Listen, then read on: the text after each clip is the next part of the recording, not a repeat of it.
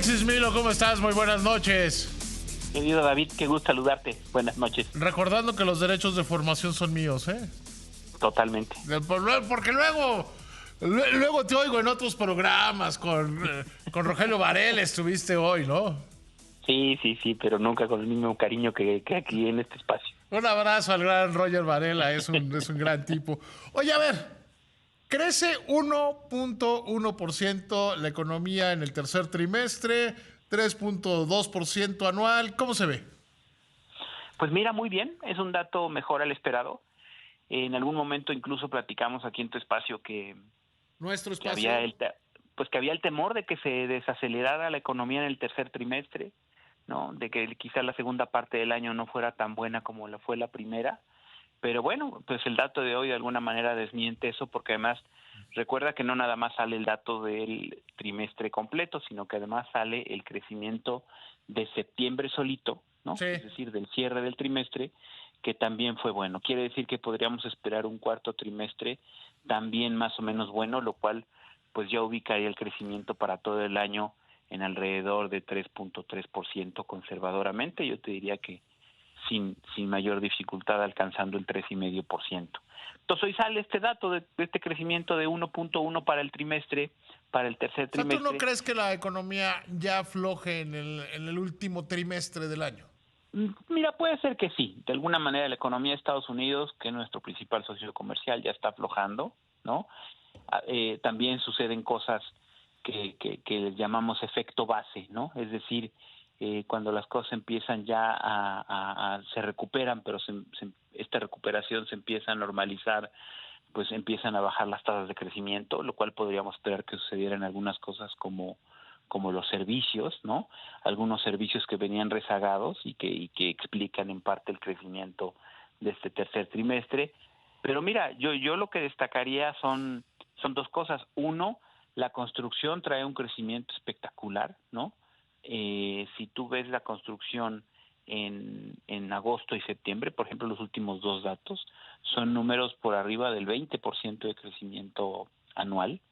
Y si ves todos los primeros 9 meses del año, es decir, los primeros 3 trimestres, pues la construcción trae crecimientos del 18-19% anual.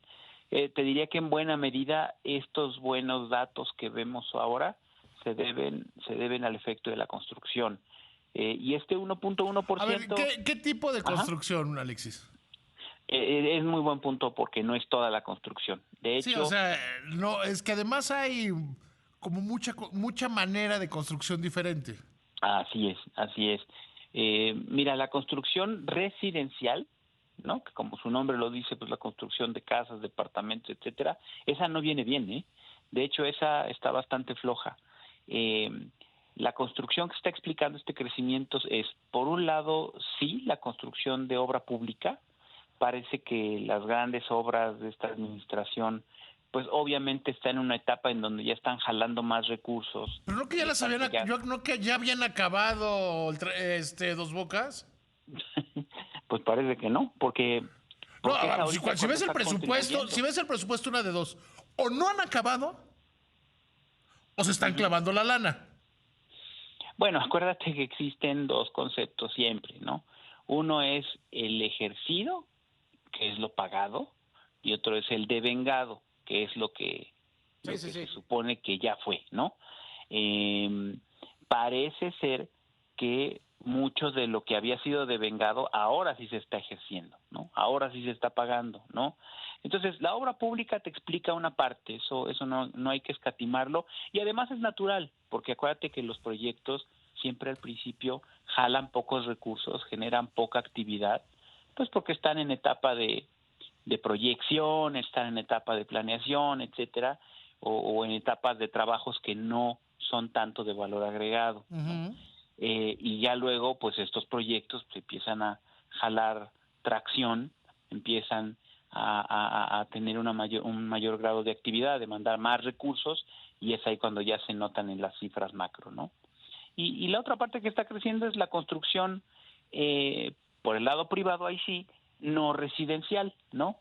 Que si pensamos un poco que después de la pandemia, bueno, la no residencial, para los que no conozcan bien el dato, pues es obviamente todo lo que es distinto de vivienda, ¿no? Que puede ser oficinas o puede ser también, pues, construcción industrial, ¿no? Fábricas, bodegas, plantas, naves industriales, ¿no? Pensando un poco que la pandemia dejó una sobreoferta de oficina, yo diría que no es la parte de oficinas la que lo explica. Diría que sobre todo... pues Es como más industrial, por llamarlo de alguna manera. Exactamente. Porque Y lo vemos porque... incluso establecimientos que se habían diseñado para las oficinas compartidas, pues están pasando muchos problemas. O Sí, sea, eso hoy mismo sobra lleva. terreno para oficinas. Porque además las empresas no regresaron y no van a regresar al nivel de Exactamente. ocupación que tenían previo a la pandemia. Claro, nadie está construyendo oficinas ahorita, ¿no? Entonces, esto nos deja pues con la parte de naves industriales, todo eso que tiene que ver con, pues te diría que la buena noticia es que es lo que tiene que ver con el nearshoring, ¿no? Y que probablemente son parques industriales, toda esta infraestructura necesaria para la producción. Yo creo que esa es la parte que está jalando un poco más, incluso no estaría mal que en alguna ocasión platicaras con alguien de alguna fibra, por ejemplo, Sí, ¿no? sí. Pues tú verás que estos amigos están felices, ¿no? Porque No, los de precisamente las fibras están con todo. Sí, precisamente porque esa es la parte de la construcción que está jalando. Entonces, fue un buen tercer trimestre, ¿no? A tasa anual, que es la manera en que más comúnmente lo medimos en México, es decir, respecto al mismo trimestre del año anterior, pues el crecimiento es de 3.3%. No está mal, eso está en línea con los otros 2 trimestres, entonces no hay esta desaceleración que se temía, sino al contrario. Y pues creo que esto nos pone en Como un buen dijo camino, ayer ¿no? en la minuta de Banco de México, como decía la minuta, que ha sorprendido la actividad la actividad económica, ¿no? Que está más fuerte de lo que se había proyectado. Pues sí, mira, a principios del año, es decir, en enero, febrero, se esperaba que la economía mexicana creciera este año 1%. Sí. Y hoy ya estamos hablando de que si va a ser 3.3 o 3.5, es decir, sí ha Y habido yo me una gran acuerdo cuando sorpresa, ¿no? decía mi querido Alexis que Gabriel Llorio estaba idiota porque él decía que íbamos a crecer de 3.5. No, Recuerdo pues, a muchos que decían que estaba muy equivocado y que era una visión política y no sé cuál, pero ustedes como pueden cambiar de opinión cada 15 días. Sí, no, sí es cierto que cambiamos mucho de opinión, pero bueno, pero te voy a decir por qué yo sí creí que íbamos a acabar creciendo más y no es que me esté, no es que me haga Tú eras el tú eras de profeta. los más optimistas. No, ¿sabes por qué? Porque fue exactamente lo mismo que nos pasó en 2021 y 2022, ¿sí? En 2021 también se esperaba que la economía no se recuperara tanto porque el gobierno no le estaba metiendo dinero a la recuperación, lo cual es cierto, pero acabó creciendo mucho más de lo que sucedió. En 2022 pasó lo mismo. También esperábamos que creciera menos, etcétera, y al final la economía creció mucho más. Lo que pasa es que este año sí es cierto, y eso creo que nadie lo vimos venir. Es más, yo creo que ni el propio gobierno lo vio venir, que realmente la diferencia fuera a ser tan en favor de pues del alto crecimiento. Tú recuerdas, incluso los pronósticos más optimistas hablaban de andar en los 2 altos, llegándole a 3.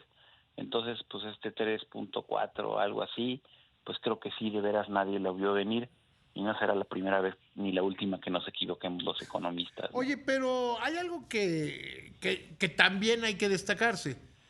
Este año es totalmente perdido, este sexenio es totalmente perdido en materia de crecimiento económico. La economía, y corrígeme si estoy mal, es más pequeña de lo que era en 2018. Así es. Bueno, mira, pues, simplemente en 2019 no crecimos nada, de hecho caímos un poquito. 2020, pues obviamente la debacle, ¿no? Una caída de más de 8% del PIB. Tuvimos una recuperación de 5% en 2021, una recuperación de 3% en 2022.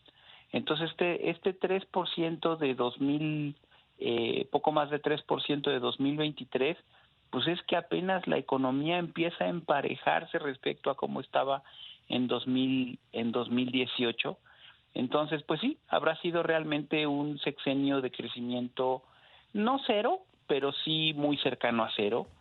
Si consideramos que además la población en estos, llamémosle, 5 años, ¿no? Habrá crecido probablemente un 8 o 9%, ¿no? Considerando las tasas de crecimiento poblacional que vemos, pues entonces, pues quiere decir que el PIB por habitante, pues realmente sí tuvo una caída fuerte acumulada en estos años, ¿no? Y ustedes, y decían que ustedes los neoliberales eran malos, muy, muy malos. ¿A poco no? Decían que ustedes no sabían cómo hacer crecer a la economía y ya vimos que estos tampoco. No, mira, pues es cierto que se habrán sido el sexenio de menor crecimiento en muchos años, por lo menos desde los 80, que tú recordarás que fueron años tremendos, y pues sí, es un retroceso. O sea, ¿no? es como de la época de Miguel de la Madrid, ¿eh? Exactamente. O sea, este crecimiento es pre-neoliberal, si se puede decir así. Querido Alexis, te mando un abrazo con mucho cariño.